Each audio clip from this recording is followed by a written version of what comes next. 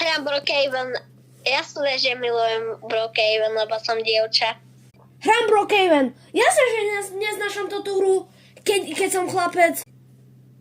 Hrám Brookhaven. Jasné, že ja si nekupujem Game Pass, ale požičiavam si to od kamošov. Hrám Brookhaven. Jasne, že musí moje kamoške požičať môj Game Pass. Hrám Brookhaven. Jasné, že musím si meniť avatar Ford. Hrám Brookhaven. Jasne, že keď nemám rád, keď moje kamošky povedia, že musí mať biele vlasy, keď chce mať čierne. Hrám Brookhaven. Jasné, že vždycky som mama, lebo som najstaršia.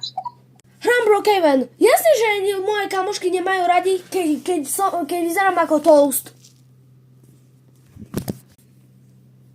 Hrám Brookhaven. Jasné, že moji kamoši neznašajú, keď sa oblečiem na malé decko.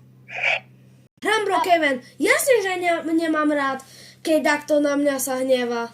A v kúse každý boží deň sa takto hneva, keď hráme Brookhaven. Hrám Brookhaven. Jasné, že sa naštvem na Darlona, keď má toast, alebo sa hrá na malé decko. Hrám Brookhaven. Jasne, že nemám rád, keď som otec, ale keď zojem mamka, no tak v kúse chcem byť otec. Brookhaven.